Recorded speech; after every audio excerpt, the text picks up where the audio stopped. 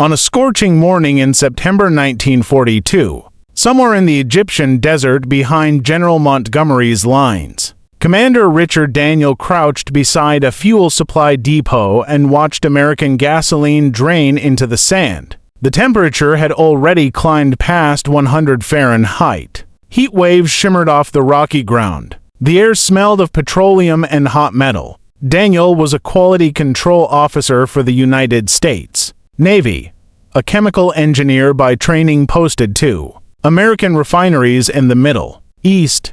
His job was to ensure that fuel shipped from America actually reached the combat vehicles that needed it. But that morning, Daniel witnessed something that would haunt him for the rest of the war. Stacked before him were hundreds of American fuel cans, 5-gallon containers manufactured in the United States, shipped across the Atlantic through submarine-infested waters, unloaded at Egyptian ports, transported by rail to this depot. They were supposed to feed Montgomery's tanks for the coming offensive against RML. Instead, they were bleeding gasoline through split seams and corroded joints. The desert sun had turned each can into a swelling, leaking disaster. The thin metal expanded in the heat. Seams that had been tight in a Pennsylvania factory were now separating under the relentless Egyptian sun.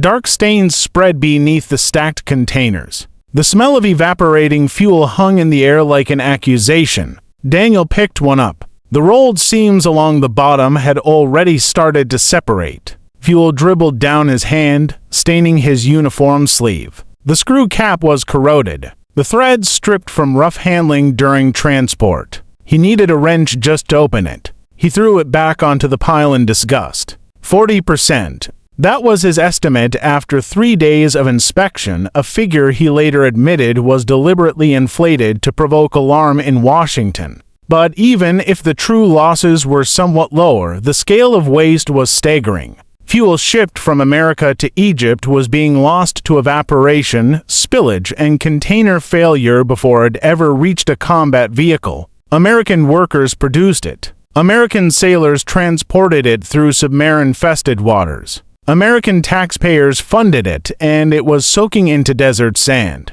But here was the thing that made Daniel's stomach turn. Sitting 20 feet away, neatly stacked in perfect condition, were captured German fuel cans. The enemy's containers. Not a single leak, not a single swollen side, not a single corroded cap.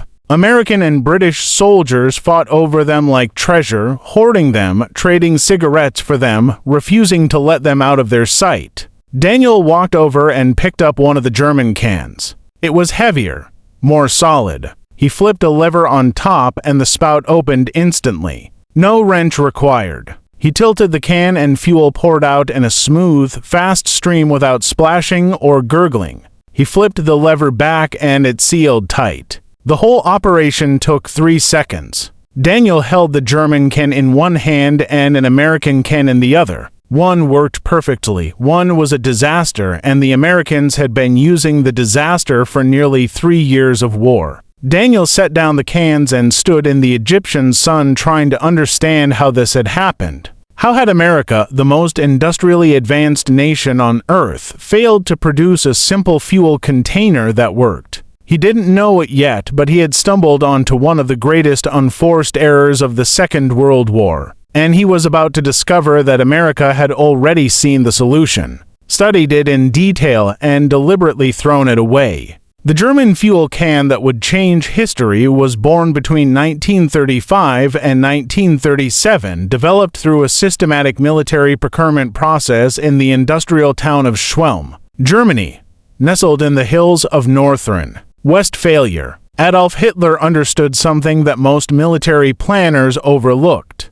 The weakest link in his plans for lightning warfare wasn't tanks or aircraft or trained soldiers. It was fuel supply. His Panzer divisions could only move as fast as their gasoline could follow. Every armored thrust depended on a chain of supply stretching back to refineries and depots. If that chain broke, if fuel containers failed in the field, the entire blitzkrieg strategy would collapse. Hitler had studied the First World War.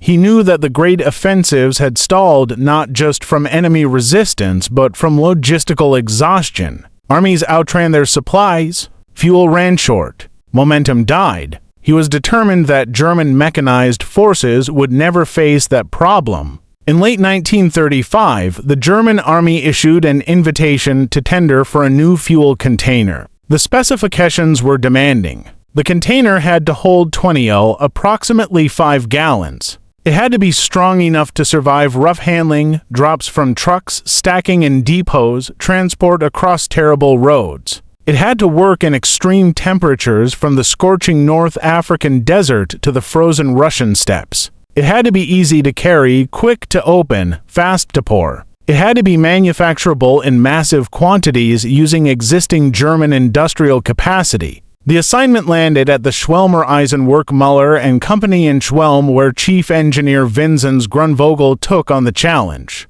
Grunvogel was a meticulous engineer with a gift for understanding how objects would be used in the real world. He didn't design at a desk. He talked to soldiers, watched them handle equipment, studied the conditions they faced. Grunvogel quickly realized he was not designing a can. He was designing a weapon. Every feature had to serve the demands of mechanized warfare. Soldiers needed to carry fuel across rough terrain, pour it quickly under fire, and store it without losing a single drop. The container had to survive being dropped from moving trucks, baked in 100 heat, frozen solid in Russian winters, and stacked by the thousands in supply depots. It had to work when soldiers were exhausted, frightened under enemy fire, working in darkness. The existing designs were hopeless. German industry, like industry everywhere, used simple rectangular cans with screw caps. They leaked. They required tools. They were slow to fill and slow to empty.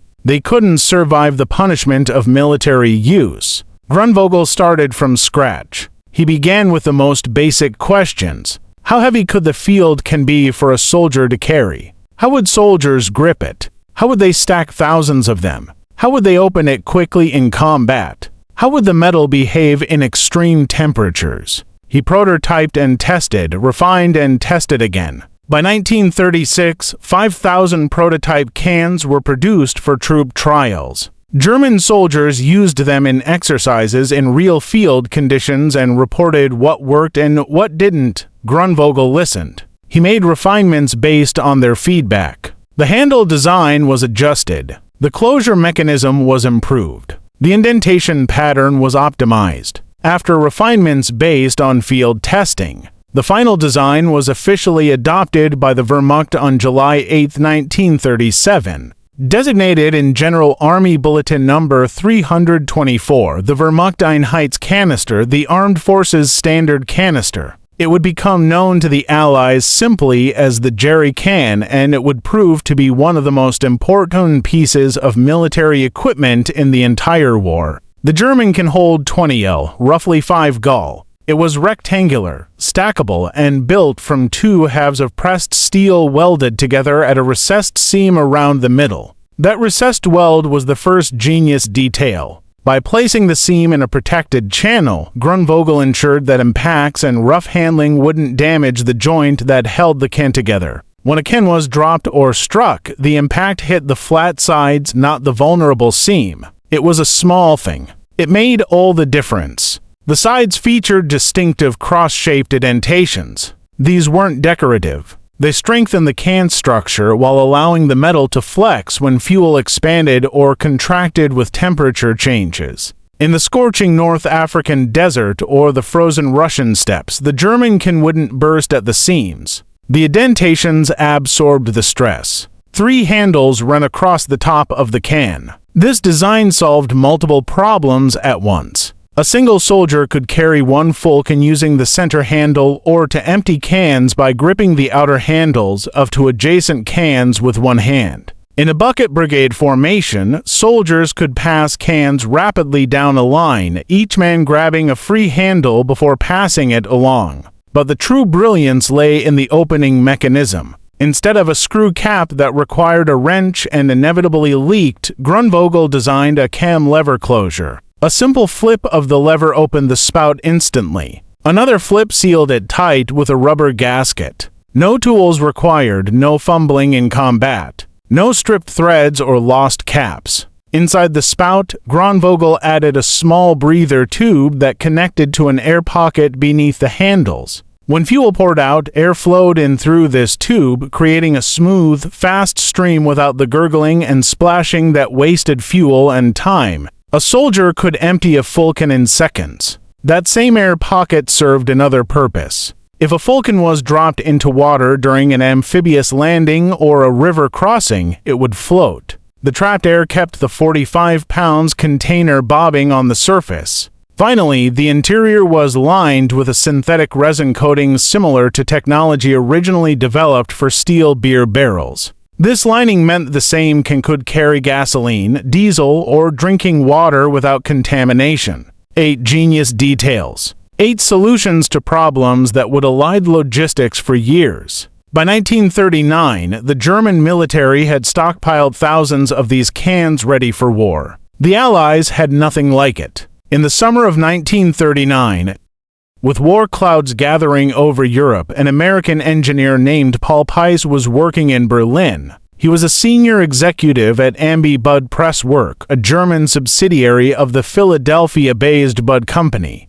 The firm specialized in pressed steel technologies, producing car bodies for BMW and Ford at a factory that had once belonged to the aviation pioneer Edmund Rumpler. Crucially, Ambi Bud was one of the manufacturers producing jerry cans for the Vermicar. Peiss had watched Germany transform over the years he'd worked there. The Nazi regime was openly preparing for war. Military contracts had replaced civilian production. The factory that once made automobile bodies was now building military vehicles. At some point before the outbreak of war, Peiss acquired detailed knowledge of the jerry can design. As a senior executive at one of the manufacturers, he had direct access to specifications and manufacturing processes. According to widely circulated accounts, he obtained physical samples and complete technical specifications, though the exact circumstances remain unclear from surviving records.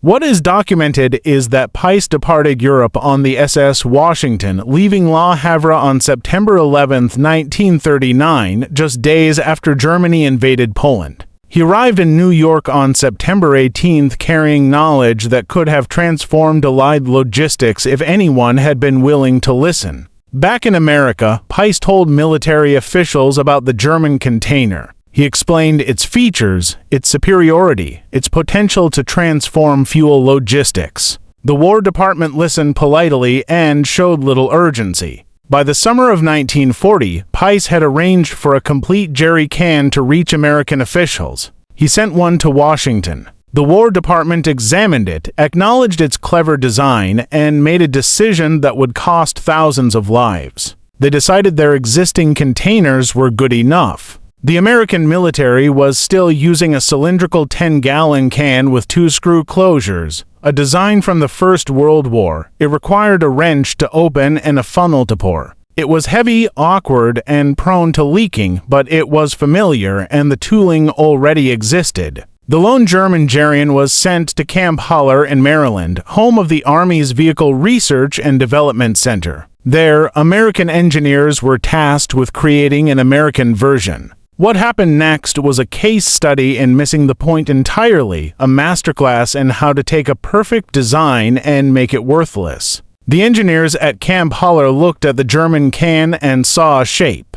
They copied the rectangular form, the 3 handles, the 20 L capacity, but they didn't understand why the German design worked. They saw features without grasping function. They saw a container without seeing the system of interlocking solutions that made it effective. In a report dated September 18, 1940, delivered to the Armored Force Board and titled Advantages of the German Can, the Camp Holler team had documented exactly why the German design was superior. The German can would stack without shifting or rolling. It was light enough to carry yet strong enough for field use. A Fulken would float. The handles were ideal for bucket brigade operations. The closure required no tools for opening and no accessories for operation. It would not open without intent and would stay open while pouring. A vent pipe enabled smooth fuel flow. Dirt, sand, and water would not collect around the opening. They understood everything that made the German con brilliant, and then they ignored it all.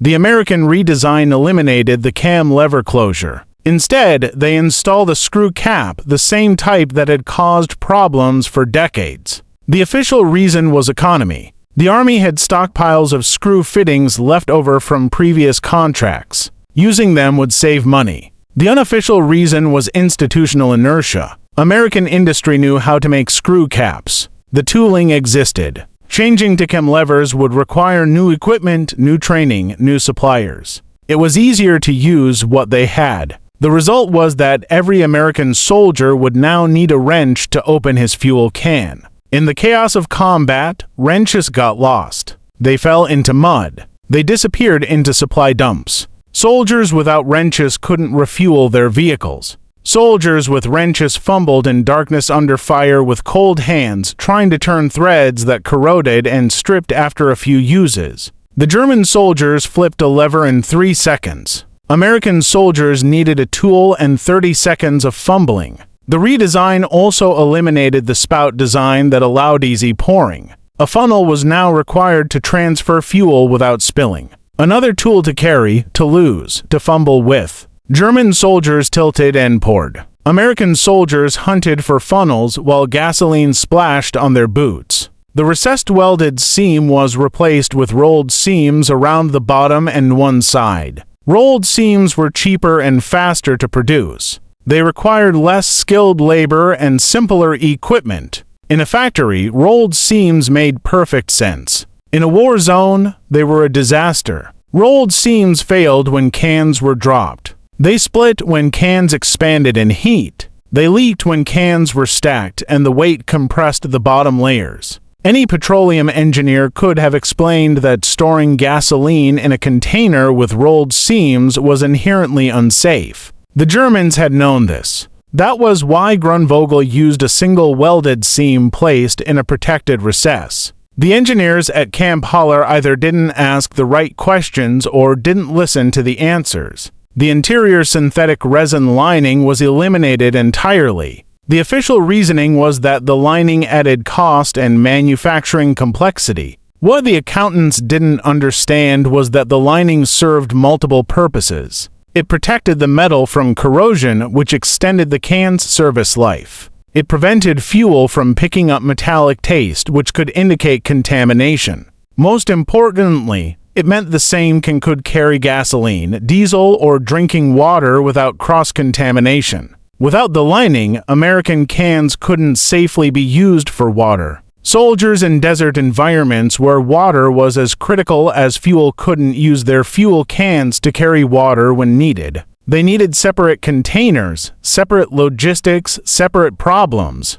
The air pocket and breather tube disappeared from the American design. These features had enabled German cans to pour quickly and smoothly, to float when dropped in water, and to accommodate temperature expansion without bursting. Without them, American cans poured slowly and splashed fuel everywhere. They sank when dropped during amphibious operations. They burst at the seams when the desert sun heated their contents. The cross-shaped indentations that strengthened German cans while allowing flex were replaced with a simplified X pattern that provided less structural flexibility. The American cans would be more likely to burst in extreme temperatures, less able to survive impacts, weaker overall. 8 genius details. The Americans missed every single one. They kept the shape and threw away the function. The redesigned American jerry can entered production. First contracts were let in September 1940, and the first American-made jerry cans were delivered in March 1941. The cans were lighter than the German original.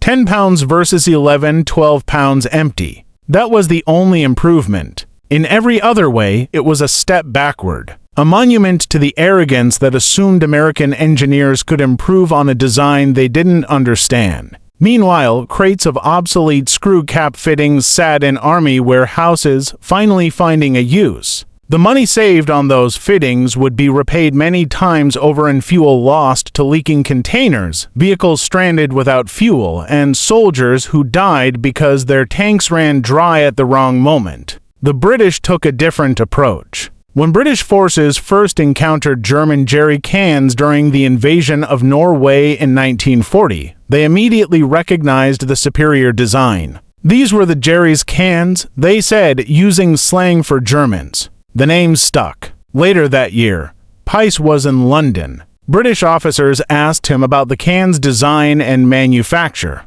Peiss provided technical knowledge from his experience at Ambibid. The British examined the design carefully, documented every feature, and made a decision that would help win the war. They copied it exactly. British companies including Briggs Motor Bodies, Vahel Motors, and the Pressed Steel Company began manufacturing faithful reproductions of the German design. Same chem lever closure, same recessed weld, same breather tube, same synthetic resin lining. The British understood that the German engineers had already solved every problem. There was nothing to improve. By early 1943, 2 million British-made jerry cans had been shipped to North Africa, but America remained oblivious. For 2 more years, American soldiers would suffer with inferior containers while their allies used captured German cans and British copies. The cost of America's mistake became horrifyingly clear in the North African desert.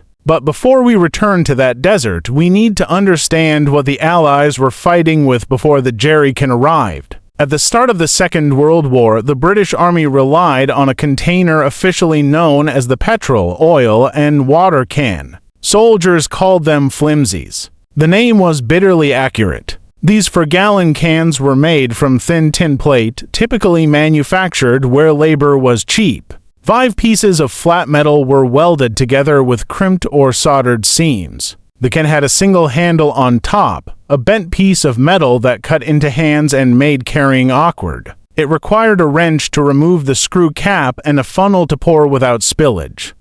The flimsy had been designed for peacetime transport of lamp kerosene along paved European roads. It was adequate for that purpose. It was utterly inadequate for mechanized warfare in harsh conditions. But when war came, the British Army had nothing else. Millions of flimsies were in inventory. Changing designs would take time. Time was something the British didn't have. In the North African campaign, flimsies proved catastrophic. The consequences would shape the entire war in that theater. The desert was unforgiving to poorly designed equipment. Temperatures soared past 120 Fahrenheit in summer. Sand worked its way into every seam and joint. The terrain was rock-strewn and brutal, shaking vehicles and cargo until weaker components failed. The flimsies were never designed for this. They'd been made for gentle transport along European roads, not the punishment of mechanized desert warfare. The crimped seams split during transport over rough terrain. Every journey across the rock-strewn desert was a gauntlet that the flimsy containers rarely survived intact. Trucks bounced over wadis and through shell craters. Cans slammed against each other, against the truck bed, against anything hard. Each impact stressed the seams. Each stress brought them closer to failure. A single journey across the desert could transform a shipment of sealed cans into a pile of leaking wrecks. Some flimsies lost 20% of their contents before reaching their destination. Others lost 50% or more. The loss rate depended on distance, terrain, temperature, and luck. None of these factors were controllable. One quartermaster reported that his 70,000 goal of fuel had been reduced to just 30,000 gallons during transport. When he complained, he was told that even this was considered a good effort, 30,000 gallons out of 70,000, a loss rate of 57%. More than half the fuel gone before it reached any vehicle. When flimsies were stacked for shipping, the upper layers crushed those below. The thin metal couldn't support the weight. Seams popped. Fuel leaked in the holds of cargo ships. This meant gasoline accumulating in the BGES. The vapors built up. Sailors worked in an atmosphere that could explode at any spark. At least one ship was lost when the accumulated fuel ignited. The crew never had a chance. In the hot desert sun, the problems multiplied. The thin metal expanded faster than the seams could accommodate. Cans swelled grotesquely. Seams burst. Fuel sprayed across supply dumps. The smell of evaporating gasoline became the signature scent of Allied logistics in North Africa. Every transfer from one container to another required a funnel, and funnels meant spillage. Soldiers watched precious fuel splash on the ground, on their uniforms, on vehicles that were waiting to be refueled. Each drop lost was a drop that wouldn't power a tank or an aircraft. Each drop lost was a German advantage. British historian Desmond Young, who served in North Africa and later wrote a biography of Field Marshal Rommel, captured the frustration perfectly. No one who did not serve in the desert, he wrote, could realize to what extent the difference between complete and partial success rested on the simplest item of equipment and the worst. Whoever sent our troops into desert warfare with the petrol tin has much to answer for. General Claude Aurenlich, who commanded British forces in North Africa, estimated that the flimsy containers led to the loss of 30% of all fuel sent to the theater, 30% as a baseline, higher under adverse conditions, an appalling tax paid to bad engineering. Because of this, General Archibald Wavell's defeat of the Italians in 1940 came to nothing. His planes sat on desert airfields grounded for lack of fuel. His tanks halted in the sand, empty. His trucks couldn't deliver supplies because they had no fuel to make the trips.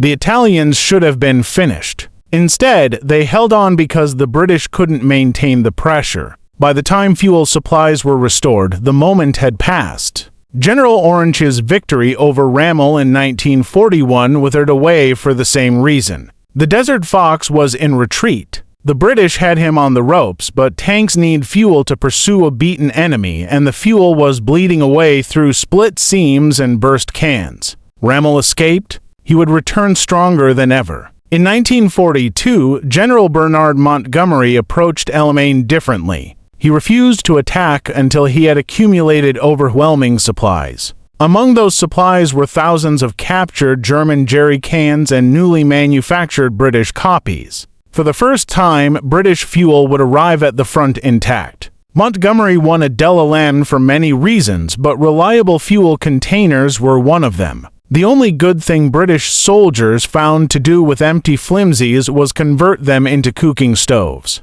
They called these improvised devices Benghazi burners or Benghazi boilers. Cut a flimsy in half, fill the bottom with sand, pour in some gasoline, light it. You had a silent, fast, smokeless cooking fire that could heat water for tea or cook rations without revealing your position to enemy aircraft. It was a fitting end for containers that couldn't serve their intended purpose. At least as stoves, they finally did something useful. The British Army cooked its food with the same cans that lost its fuel. Meanwhile, German jerry cans captured in battle became the most prized items in the desert. British soldiers hoarded them, traded for them, and refused to let them out of their sight. The enemy's fuel containers were literally keeping the British Army mobile. After the second capture of Benghazi at the end of 1941, large numbers of German jerry cans fell into Allied hands. Elite units like the Long Range Desert Group were finally equipped with containers that actually worked.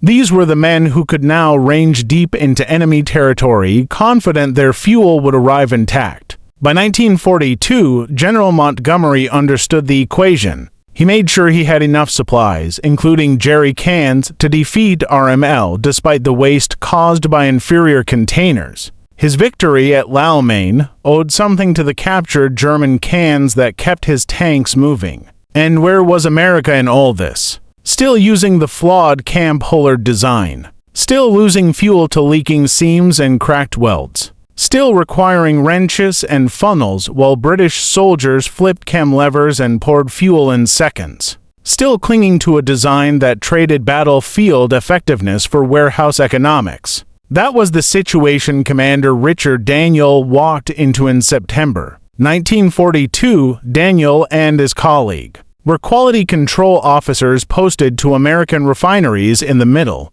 East. Their job was to ensure fuel reached combat units in usable condition. What they found was appalling. Fuel arrived by rail from the sea in 5.5-gallon steel drums with rolled seams and friction-sealed caps. Local laborers handled the drums roughly. Many leaked before they reached the transfer point. From there, fuel went into the infamous 5-gallon petrol tins. These were the same square cans of tin plate that had been used for decades to supply lamp kerosene. They were hardly suitable for gasoline. In the hot desert sun, they swelled, burst at the seams, and leaked. Every transfer required a funnel, which meant spillage. Every trip across rough terrain meant more containers failing. Daniel estimated that a massive percentage of gasoline shipped from America to Egypt was lost before reaching combat vehicles, fuel that American refinery workers produced, that American sailors risked their lives to transport across submarine-infested waters that American taxpayers paid for, was soaking into desert sand because nobody in Washington had listened to Paul Pice, but Daniel also saw the solution sitting right in front of him. Allied soldiers in Africa knew that the only gasoline container worth having was German.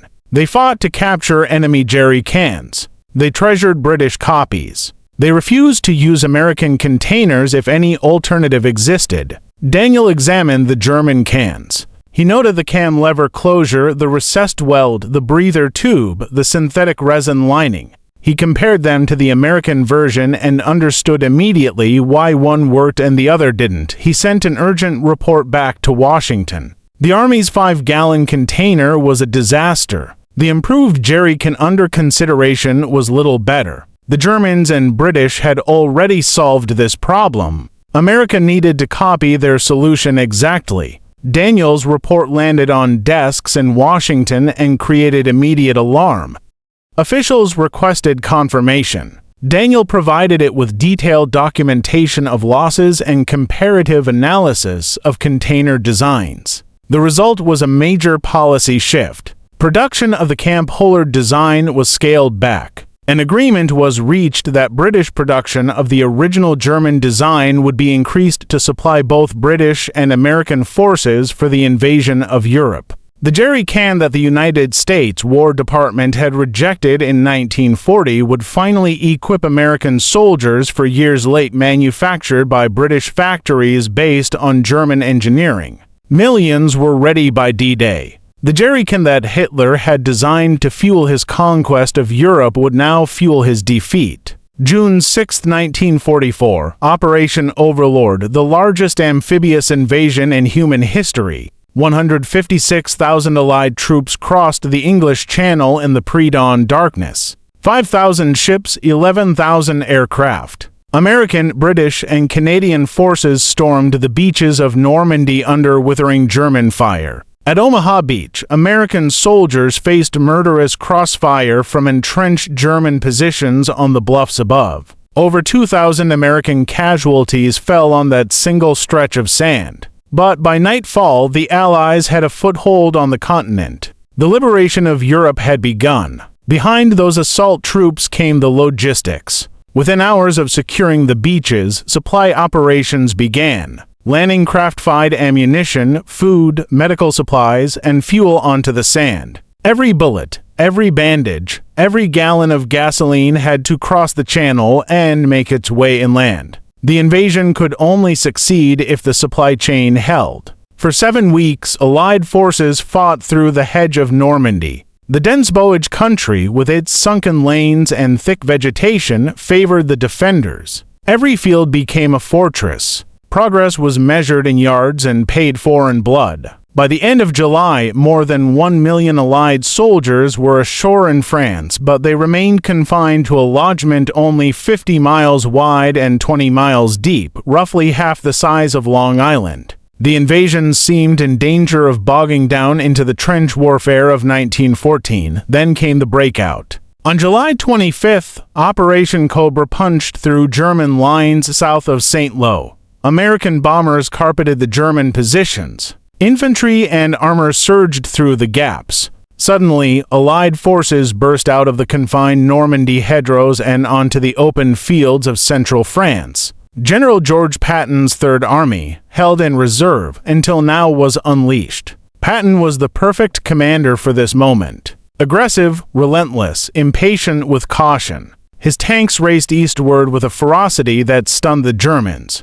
80 miles in a week, then 100 miles, then further still. The Wehrmacht was in retreat, their lines collapsing faster than anyone had predicted. Patton pushed his men and machines to their limits. He didn't want to give the Germans time to regroup. He knew that momentum in warfare is a weapon as powerful as any tank gun. Keep moving, keep attacking, keep the enemy off balance. His philosophy was simple. A good plan violently executed now is better than a perfect plan executed next week. Paris fell on August 25th. French resistance fighters rose up within the city. Free French forces under General Lair entered the capital. The swastika came down from the Eiffel Tower. After for years of occupation, France was being liberated. Victory seemed within reach. Then Patton's tanks began grinding to a halt. Not from enemy action, not from battle damage, from empty fuel tanks.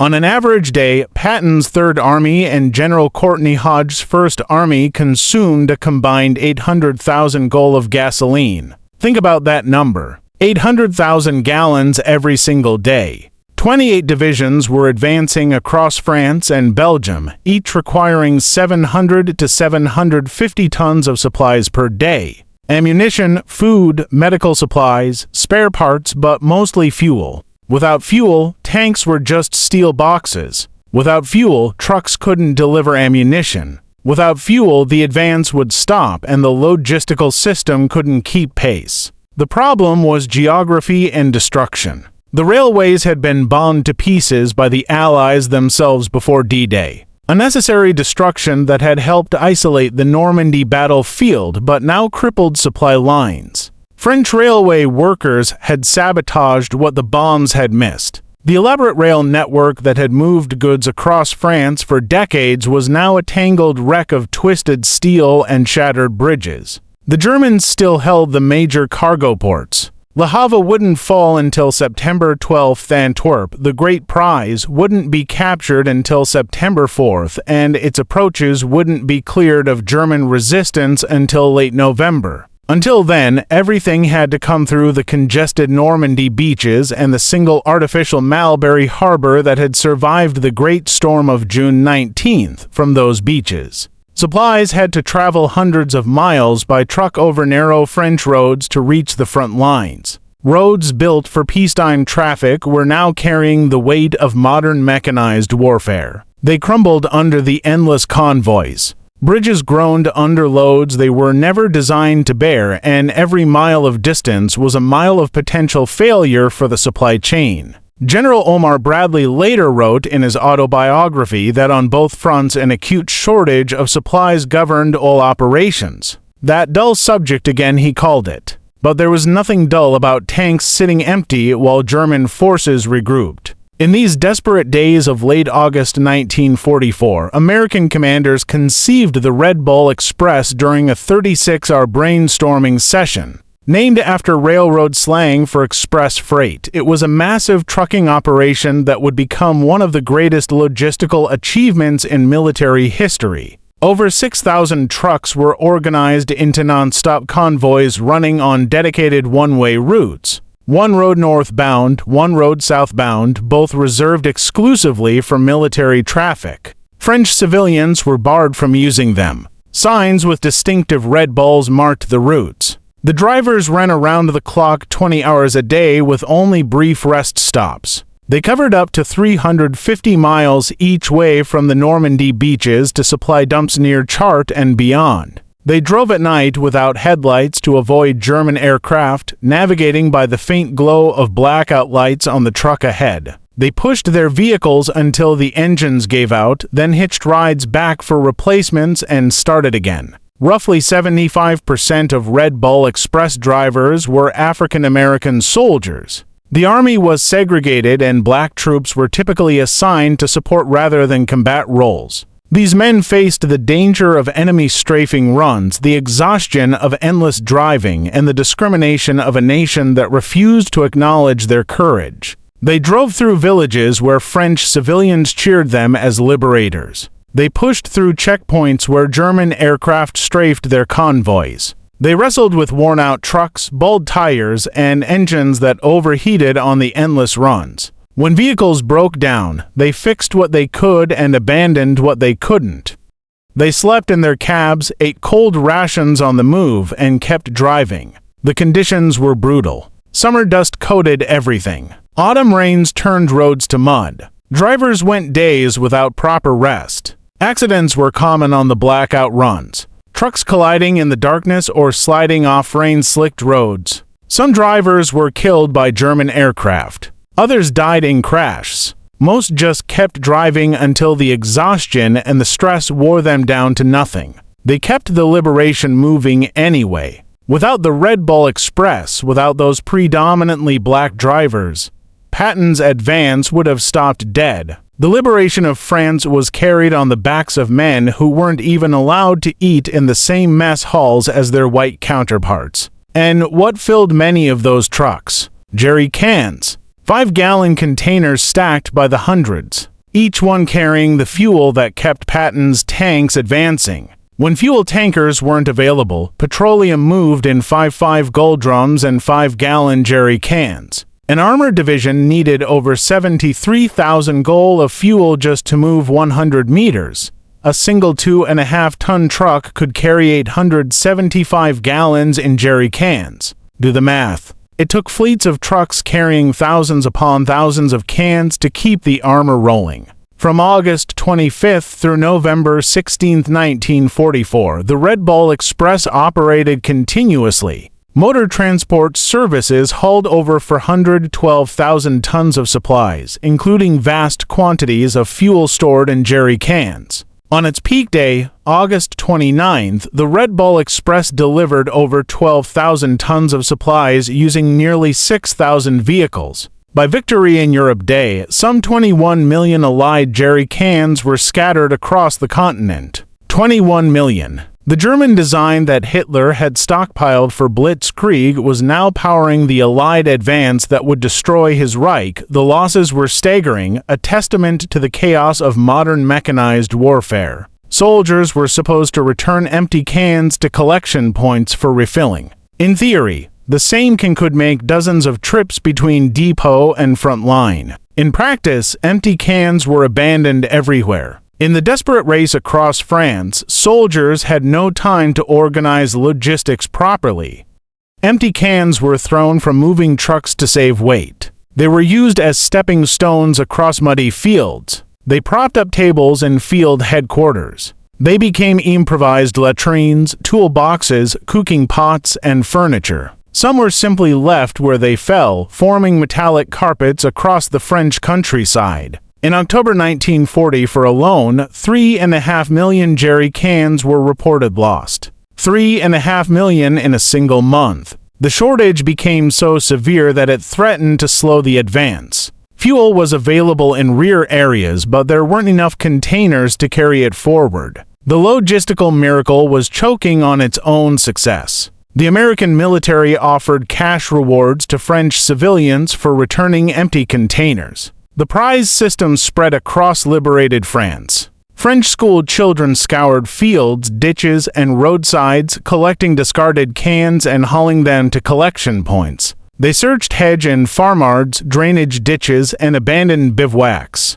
Every recovered can was another trip's worth of fuel that could reach the front. Approximately 1 million cans were recovered this way. French farmers found jerry cans useful for their own purposes and kept many that might otherwise have returned to military use. The cans made excellent containers for milk, water, fertilizer, and 100 other farm needs. To this day, World War II-era jerry cans turn up for sale at markets throughout Normandy. They surface in old barns, in estate sales, in the collections of military enthusiasts who recognize the distinctive German design. But even with the losses, even with the chaos, the Gerians kept fuel flowing to combat vehicles. The system bent but didn't break. The advance continued. The Germans retreated toward their homeland, and the humble fuel container, the one piece of equipment that nobody wrote songs about, proved decisive. The scale of the operation was staggering.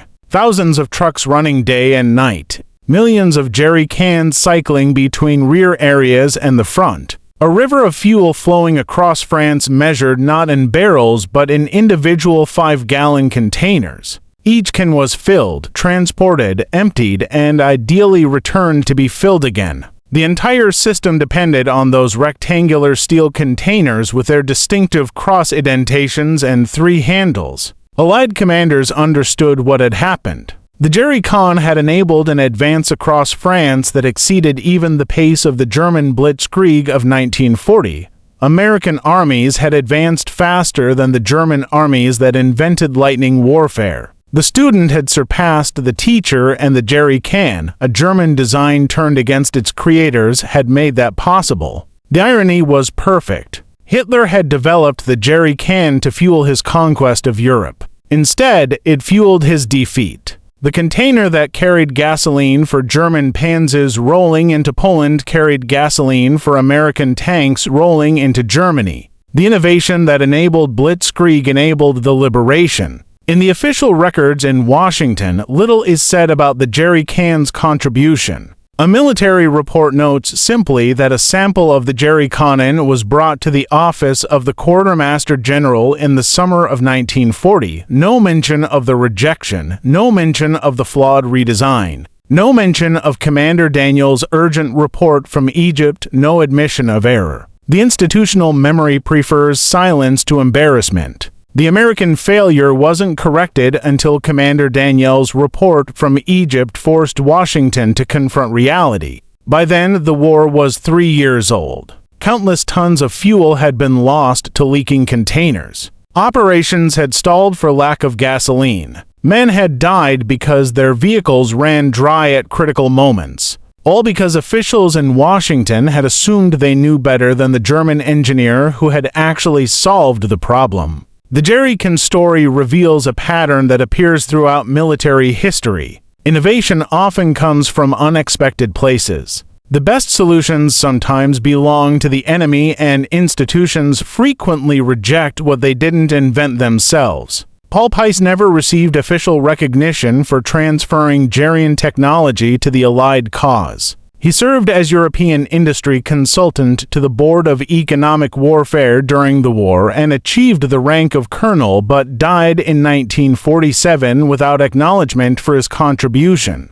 Commander Daniel's report saved the Allied fuel supply, but his name is largely forgotten outside specialized military history. The Jerry Can itself, the humble container that helped enable the liberation of France, receives no monuments. No museum exhibits celebrate its 8 genius details. No historians write best-selling books about Vincent Grevogel and his revolutionary design. Today, the Jerry Can remains in service with military forces around the world. NATO countries still use containers based on the 1937 German design. Modern versions have evolved from steel to high-density polyethylene polymer, but the fundamental features remain unchanged. The cam lever closure, the recessed weld, the breather tube, the 3 handles, they all work as well today as they did nearly 90 years ago. Walk into any Army surplus store and you can buy a Jerry Can. Hold it in your hands.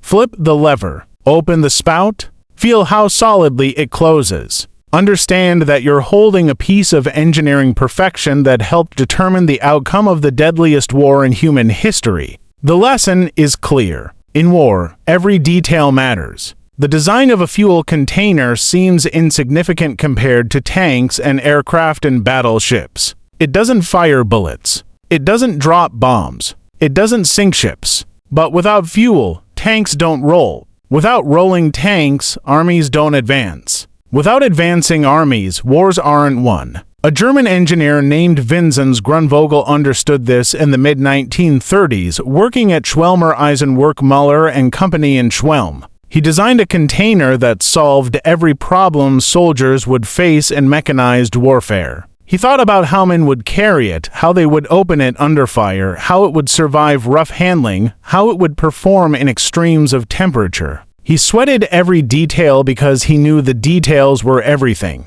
An American engineer named Paul Pice understood this in 1939 and 1940 as a senior executive at Ambi Bud Press Work. One of the very manufacturers producing Jerry KS, he recognized the design's genius and worked to transfer that knowledge to America. He tried to give his country an advantage that could save thousands of lives. A naval commander named Richard Daniel understood it in 1942, standing in the Egyptian desert, surrounded by leaking American cans and perfect German ones. He grasped what Washington had missed. He wrote the report that finally forced the American military to confront its failure. Eventually, American military officials understood it, too. They scaled back production of their flawed design. They made a deal with the British to produce jerry cans for both armies. They admitted implicitly that they had been wrong. But understanding came late. In war, late understanding is measured in lives.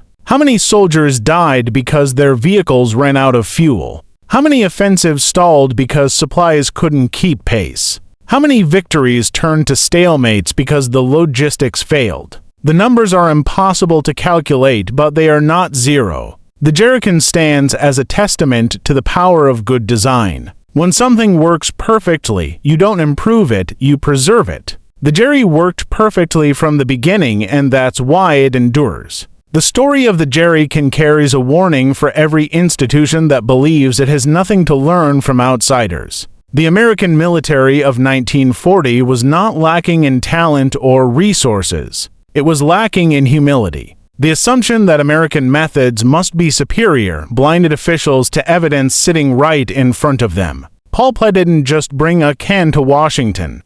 He brought a complete engineering solution tested and refined through German military procurement proven in the field. He explained why every feature mattered. He provided specifications detailed enough for immediate production. The response was institutional indifference followed by a redesign that preserved nothing but the shape. This pattern repeats throughout history. Organizations reject outside innovations not because they lack the ability to understand them, but because acknowledging superiority elsewhere threatens internal hierarchies and assumptions. The cost is measured in failure, waste, and in wartime lives. The British, fighting for survival, couldn't afford such pride. They copied the German design exactly and equipped their forces with containers that worked. America eventually followed their lead, but only after years of unnecessary losses. The jerrycan sits quietly in military museums today, an unassuming artifact proudly displayed right alongside tanks and heavy artillery pieces. Visitors walk past without a second glance. It doesn't look like a weapon. It doesn't look like something that changed the course of history. Yet without it, the liberation of Europe would have ground to a halt. The tanks would have stopped. The trucks would have stalled. The advance would have died. The next time you see a jerrycan at a surplus store or in someone's garage, take a moment to appreciate what you're looking at. That simple metal container with its distinctive shape and clever closure represents engineering excellence that outlasted the regime that created it. The design was so perfect that we still haven't improved on it. And remember that America almost threw it away. Remember that institutional arrogance nearly cost the Allies one of their most important logistical advantages. Remember that sometimes the best solution already exists and the hardest part is recognizing it. Sometimes the most important innovations don't announce themselves. Sometimes they just hold gasoline. If you found this story compelling, please take a moment to like this video. It helps us share more of these overlooked stories from the Second World War. Subscribe to stay connected.